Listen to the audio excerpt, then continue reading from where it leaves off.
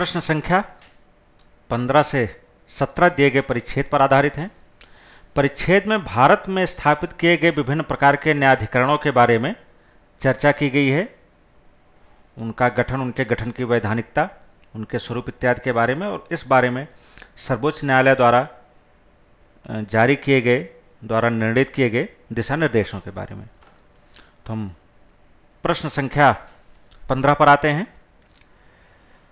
प्रश्न पूछा गया है कि इस परिच्छेद द्वारा सर्वाधिक महत्वपूर्ण संदेश क्या दिया गया है। 4 विकल्प दिए गए हैं। विकल्प ए, न्यायाधिकरण न्यायालयों की अवधारणा विवादित मामलों के त्वरित निपटारे के लिए पक्षपातपूर्ण निर्णयों का दिखावा मात्र है। विकल्प बी, न्यायाधिकरणों को देश के संविधान का पालन अवश्य करना चाहिए तथा किसी प्रकार का विचलन उनके अस्तित्व के उद्देश्य पूर्ति को बाधित करता है। विकल्प सी, सर्वोच्च न्यायालय द्वारा निर्धारित मानदंडों को न्यायाधिकरणों द्वारा अंतःकरण से अनुसरण कर उत्तरदायी रूप से कार्य करना चाहिए। विकल्प डी, उपर्युक्त में से कोई नहीं। तो इस प्रश्न के उत्तर के लिए यदि हम परिच्छेद पर विचार करें तो पता चलता है कि प्रश्न का सही उत्तर विकल्प बी है कि न्यायाधिकरणों को देश के संविधान का पालन अवश्य करना चाहिए तथा किसी प्रकार का विचलन उनके अस्तित्व के उद्देश्य पूर्ति को बाधित करता है। इसके लिए हम दिए गए परिच्छेद की 2 पंक्तियों का संदर्भ ले सकते हैं। पहले इस पंक्ति का संदर्भ कि भारत में विभिन्न न्यायाधिकरणों की वैधता, प्रकृति और क्षमता बहुत चिंता का विषय है। सर्वोच्च न्यायालय ने अपने कई निर्णयों में ऐसे सिद्धांतों को व्यक्त किया है जिनका किसी न्यायाधिकरण को संवैधानिक रूप से वैध होने हेतु पालन करना है। पुनः हम परिच्छेद की अंतिम पंक्ति का संदर्भ ले सकते हैं, लेकिन जो न्यायाधिकरण पक्षपातपूर्ण, असमर्थ और अनुचित हो वह अपने नियत उद्देश्यों की प्राप्ति के बजाय हानि अधिक पहुंचाता है। तो इस प्रकार प्रश्न का सही उत्तर विकल्प बी है।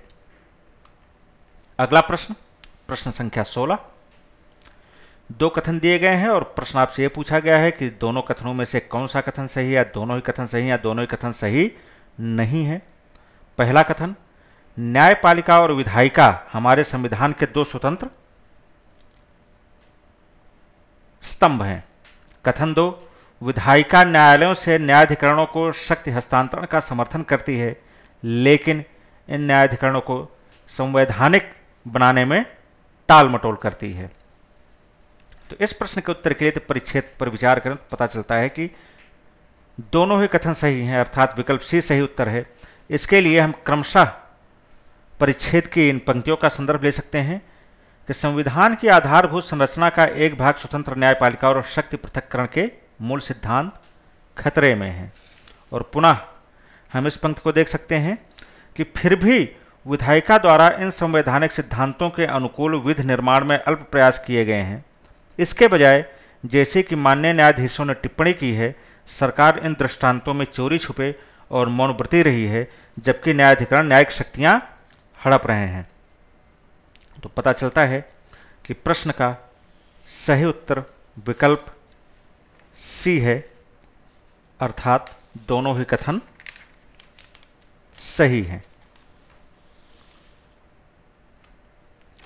अगला प्रश्न, प्रश्न संख्या 17 कि परिच्छेदानुसार न्यायाधिकरणों को न्यायालय के न्यायाधीश के समान केवल एक प्रधान की नियुक्ति की ही आवश्यकता नहीं है, बल्कि 2 कथन दिए गए हैं वाक्यांश के रूप में, और आपको बताना दोनों में से कौन सा सही है, दोनों ही, क्षमा कीजिएगा, तो आपको यह बताना कि दोनों में से कौन सा गलत है, या दोनों ही गलत हैं, या दोनों ही गलत नहीं, अर्थात दोनों सही हैं।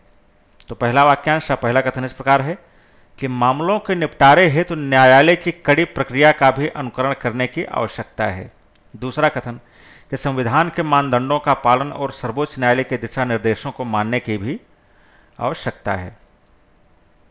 तो इस प्रश्न के उत्तर के लिए यदि हम परिच्छेद पर विचार करें तो पता चलता है जो पहला कथन दिया गया वाक्यांश के रूप में वह सही नहीं है, क्योंकि पूरे परिच्छेद में किसी ऐसी प्रक्रिया की चर्चा नहीं की गई है जिनका अनुपालन, जिनका अनुकरण न्यायालयों को करना है। जबकि कथन 2 सही है। उसके लिए हम पुनः इस पंक्ति का संदर्भ ले सकते हैं कि सर्वोच्च न्यायालय ने अपने कई निर्णयों में ऐसे सिद्धांतों को व्यक्त किया है जिनका किसी न्यायाधिकरण को संवैधानिक रूप से वैध होने हेतु पालन करना है। तो इस प्रकार प्रश्न का सही उत्तर विकल्प ए है कि केवल पहला कथन जो वाक्यांश के रूप में दिया गया है गलत है, दूसरा कथन गलत नहीं है, अर्थात वो सही है।